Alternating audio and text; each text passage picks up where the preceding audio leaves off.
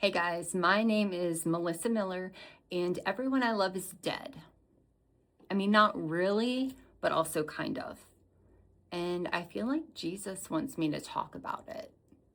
That's the short version of why I'm doing this podcast, Grief But Make It Funny. So there's no doubt in my mind that my life up until this very moment has led to this point, to this podcast. And the vision in my head that I feel like was just kind of downloaded to me, honestly. I'm not taking credit for anything.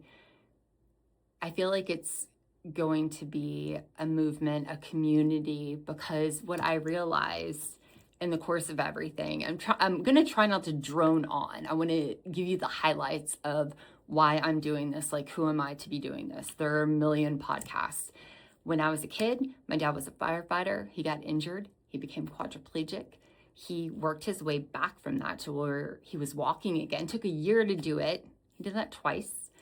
And he ended up with MRSA after getting a treatment in the hospital. So he spent the last 18 years of his life completely paralyzed. Couldn't scratch his nose if it itched.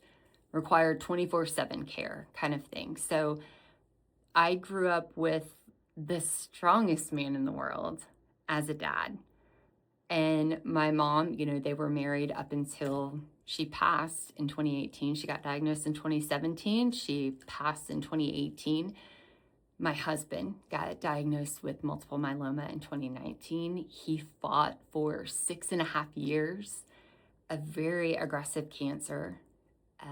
We lost dad to mom was 8 years ago. Dad was 2 years ago. And then we had 4 rescue dogs. We adopted a pair of sisters and then had another rescue and my parents' dog. So we lost them at ages 14, 15, and 17. So dad died, and then all 4 of our girls, and no kids. So dogs are our kids, those people, that was us. And then my husband passed last November of 2025, just a week short of our 21st wedding anniversary. So I've had a lot of loss these especially past couple of years. And I have read all the books. I have listened to all the talks. I feel like I've done the things. And it wasn't until that I really dove into my Jesus books, I call them, my, Jesus Calling, morning and evening, and those devotionals, that I felt a huge difference. And I felt a huge sense of comfort, I guess you could say. And the strange thing that happened, which that's not weird, right? I have faith, and so that helped to get me through. Also, it still sucks. You can love Jesus all day long. You could not know who he is. You can love another God. It still sucks, and you're still alone, and you still have this wound inside of you, this, husband-shaped hole in your heart, or you lost your mom or your dad, like you lost your person. And let me tell you right now, and this is one of the reasons why I'm doing this, if you haven't experienced that loss, I am thrilled for you, and I hope that you are soaking up every second that you can with your people, because not to be the bearer of bad news, but it's coming. Either you will lose your people, or you'll be the first one to go. That's how that's going to work. We don't get out of this alive, right? Nobody wins this race. The thing that I found that helped was something so out of the blue and just weird and crazy, but it works, is humor. And after mom passed away, my brother and I started using humor to cope. So if you haven't lost a parent or just someone close to you, I remember hearing, I remember sitting in church And, people, they have their prayer list and like pray for this, person lost their friend, or you hear, someone at work or a friend, like they lose their mom, and you're like, oh, that sucks. And you feel bad for them. And you imagine briefly what that would be like. Like that would, I don't even know what I would do. It'd be awful. And you think, and you think you prepare yourself, and you think you know what it's going to be like. And I don't have kids, but I'm assuming it's the same kind of thing. Like you don't know love until you have a child, right? Like you don't know until you know.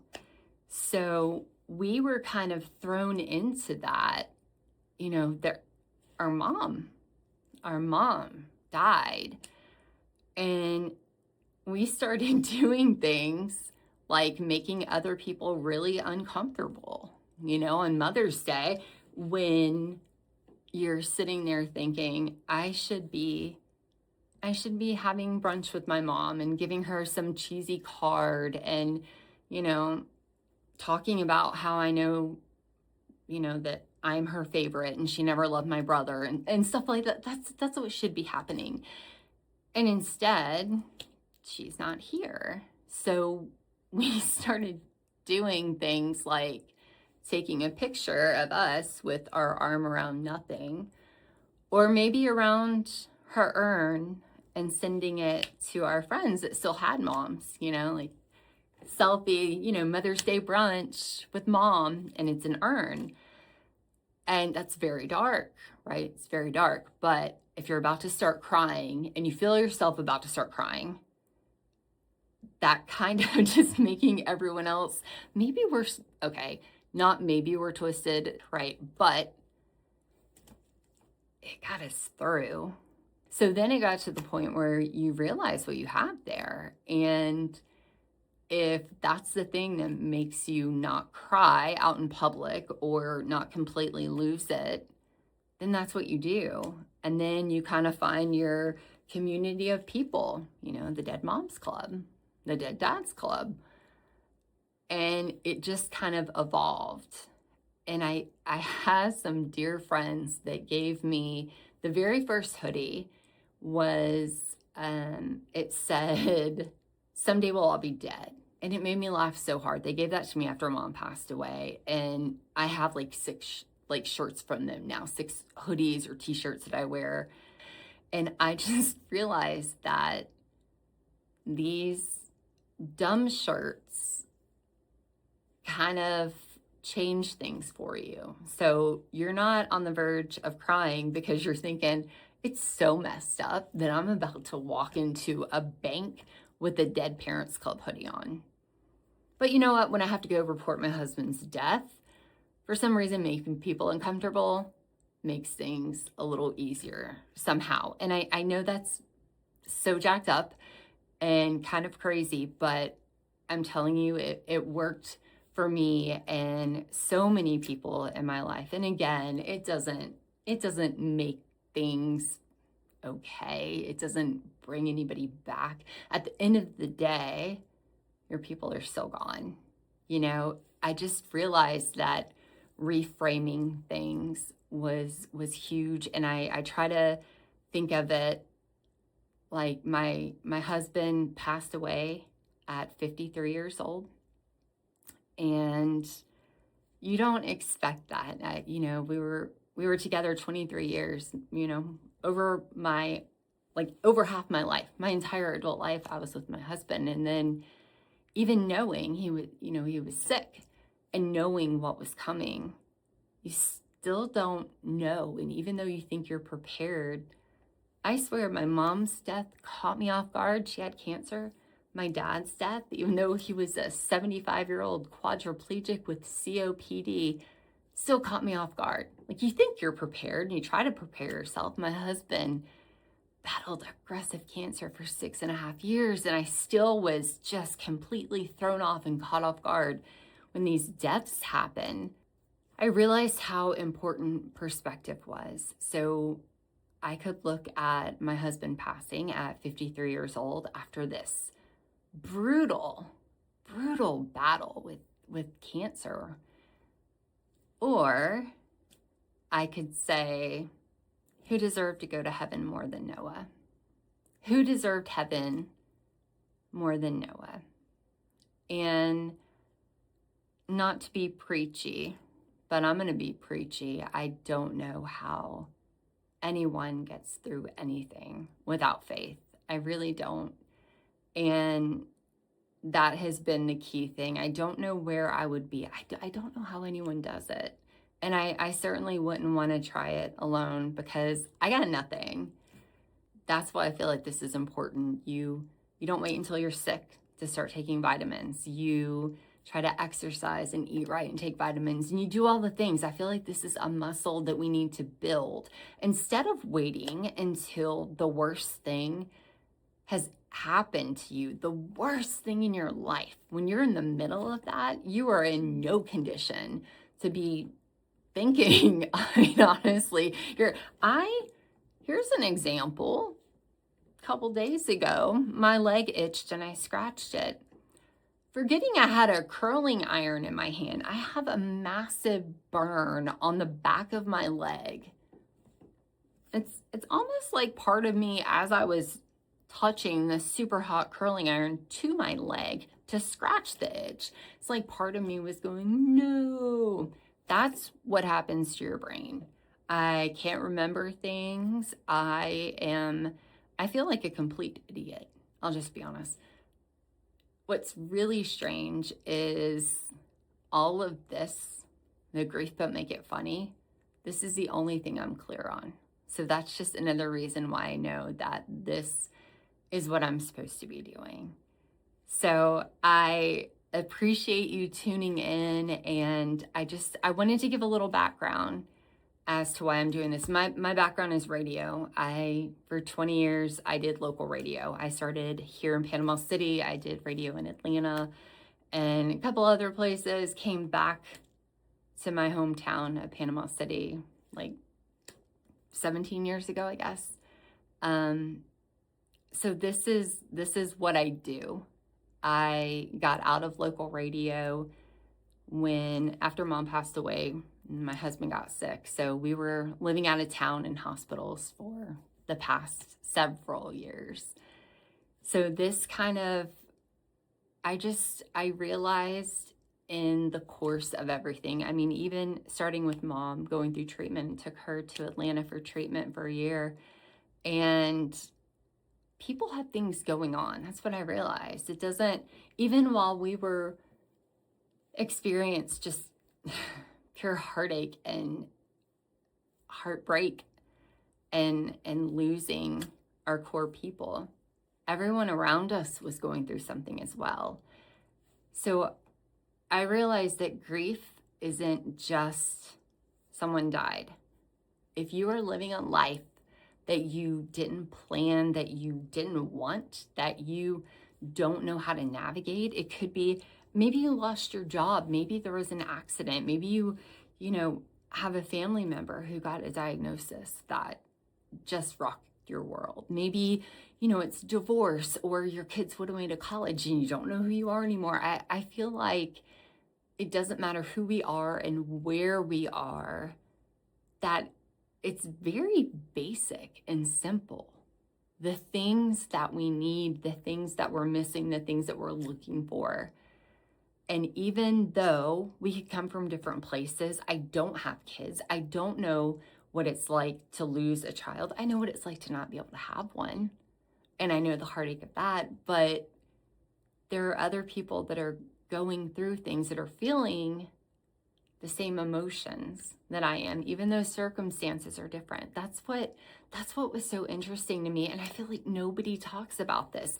You could have absolutely just polar opposite things happening in your life, but we can all gain something from each other.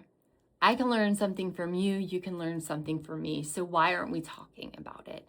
And the things that I'm experiencing now that maybe you haven't experienced yet, you're experiencing things that I haven't experienced, but we can all learn from those core things that get us through. So I feel like we're all, no matter what the grief is, what the circumstances are, maybe you're just new in town, you don't know anybody. Maybe you just had this big life disruption and everything you knew is gone and you feel like you're starting from scratch, and you're grieving peace, or you're grieving connection, or whatever it is. It's all so basic, and we're all the same when it comes down to it. We all need the same things. We all want the same things. Even when we lose our people, they're still here. They're around us. It sounds crazy to say, and I will continue to say this over and over because I firmly believe it. I feel closer to my people now that they've passed than I did when they were here. I can't hug my parents. I can't kiss my husband, but I feel them. I feel them. And I was talking to my cousin after her sister passed away, and I said, I can see you. I can drive to Tampa and I can see you and I can call you or text you, but I don't feel you with me all the time. I don't feel your presence with me all the time, but I do with them. And so I feel like just because we can't see them doesn't mean that we don't feel them. And even if you lost someone and you're like, I don't feel anything. I don't have dreams. Something must be wrong. I don't have dreams either, and everybody but me gets dreams, and I'm not bitter about that. But I feel like we owe it to our people, and this is another reason why I'm doing what I'm doing. I don't think you could find a better mom. I don't think you could find a better dad, and I know you can't find a better husband than what I had, right? I'm sure you feel that way about your people. I hope you feel that way about your people. I feel like we owe it to our people who are gone to, like my dad said, actually, to quote David Longcarrick Sr., when the bereavement counselor from hospice came out to the house, they were checking on Dad after Mom passed away. How are you doing? My father said, I'm doing the best I can and being the best that I can so that when it's my time to go, I go where she is. And that gets me.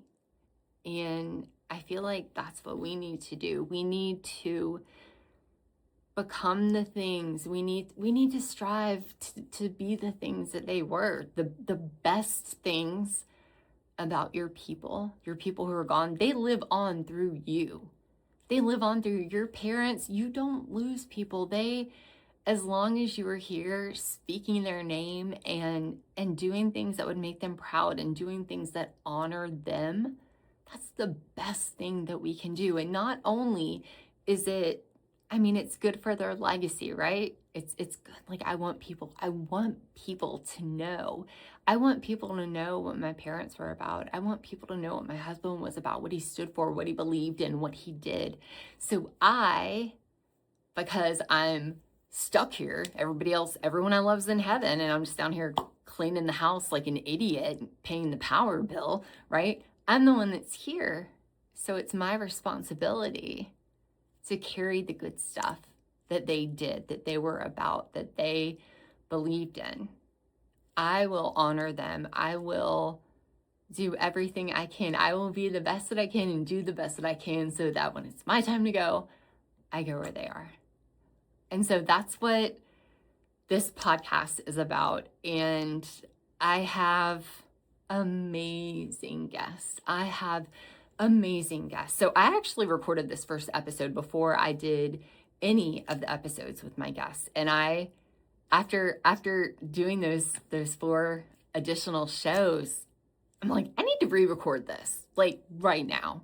I just felt the need to re-record this and do this first episode again. And I have everyone from, my support system, my group of friends that have been absolutely amazing. And I thought it was so important to kind of tell their story and what was going on with them while they were supporting me and losing my person, my husband.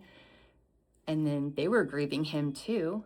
I can't say enough about them and their ability to support someone. And I thought we could all learn a lot from them.